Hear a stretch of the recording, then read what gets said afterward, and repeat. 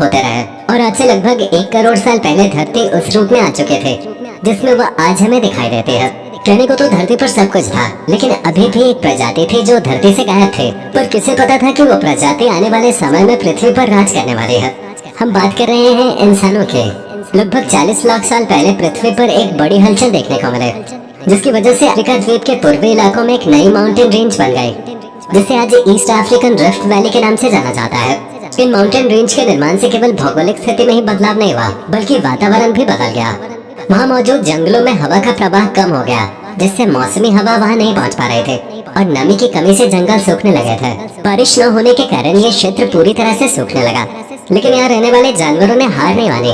Africa के क्षेत्र में पियरोलैपैथिकस रहा करते थे, जिन्हें आज हमारे पूर्वज के तौर पर जाना जाता है। पेड़ पे रहने वाले ये बंदर एक डाल से दूसरी डाल पर जाने के लिए अपने आगे के हाथों का सहारा लेते थे और कभी कभी पेड़ों के ऊपर 2 पैरों पे भी खड़े हो जाया करते थे।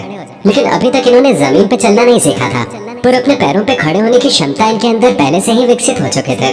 लेकिन ये सिलसिला ज्यादा लंबे समय तक नहीं चल पाया, क्योंकि जलवायु परिवर्तन के चलते ये जीव जमीन पे उतरने वाले थे, जिनमें से कुछ प्रजातियां तो चिंपैंजी के रूप में विकसित हो गयी, तो कुछ ने इंसान बनने के लिए अपना आगे का सफर तय किया। इनकी आने वाली पीढ़ियों ने अपने विकास के लिए पेड़ों से निकलकर जमीन की तरफ रुख किया। अर्डिपिकेथस रैमिडस ही वो पहले जीव थे जो बदलते वातावरण के कारण एक नए जीवन की तलाश में पेड़ों से उतरकर जमीन की तरफ आगे बढ़े, और लाखों सालों के इस एवोल्यूशन में ये जीव अफ्रीका के चारों तरफ अपना विस्तार कर चुके थे।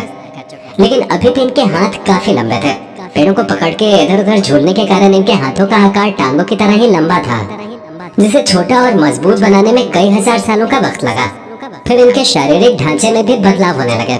एवोल्यूशन का इतना लंबा सफर तय करने के बाद अब ये अपने 2 पैरों पे बेहतर तरीके से चल सकते थे, जिसकी सहायता से ये ज्यादा एनर्जी बचा सकते थे, अधिक दूरी तक नजर रख सकते थे, अपने लिए भोजन ढूंढ सकते थे और हाथों के सहारे उन्हें खा भी सकते थे।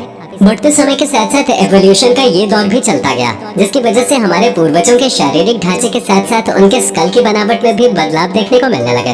पहले जो सिर आकार में छोटा था, अब वो बढ़ने लगा था। 23 लाख साल पहले होमो हेबिलिस ही हमारे वो पूर्वज थे जिनके दिमाग का आकार बढ़ गया था, और आकार बढ़ने की वजह से इन्हें पता चल गया कि बुद्धि को किस तरह से जिंदा रहने के लिए इस्तेमाल किया जा सकता है। और इसी बुद्धि का कमाल दिखाते हुए सबसे पहले हमारे पूर्वजों ने पत्थर को हथियार के रूप में इस्तेमाल करना सीखा।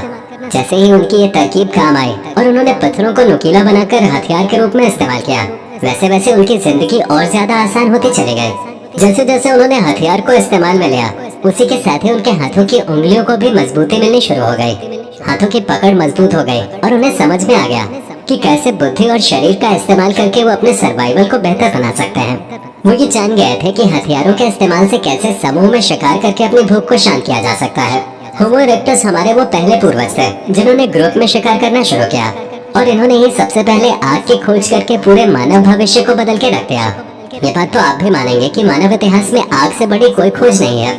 इसी खोज की सहायता से पहले हमारे पूर्वजों ने अंधेरे में रोशनी की और आग में भोजन को पकाकर खाया, जिससे उन्हें चबाने में कम मेहनत लगते थे और उनका दिमाग बेहतर तरीके से चलता था। जब हमारे पूर्वजों ने आग का इस्तेमाल अलग अलग क्षेत्रों में करना शुरू किया, तो उनके दिमाग का भी विकास होता चला गया। उन्हें नई नई खोज करने का मौका मिला, और तब जाकर एक व्यवस्थित समाज का निर्माण हुआ जिसमें आज हम रह रहे हैं, जबकि पहले ये बिल्कुल नहीं था। करीब 2 लाख साल पहले एक बड़े दिमाग के साथ हमारे पूर्वजों ने जन्म लिया, जिनका शारीरिक आकार और बनावट आज के समय के इंसानों की तरह ही था।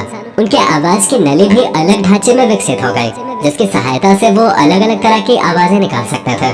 अब इंसान अपनी बात को आवाज के जरिए दूसरों तक पहुंचाने लगा था और धीरे धीरे एक सामाजिक ढांचे में रहना सीख रहा था।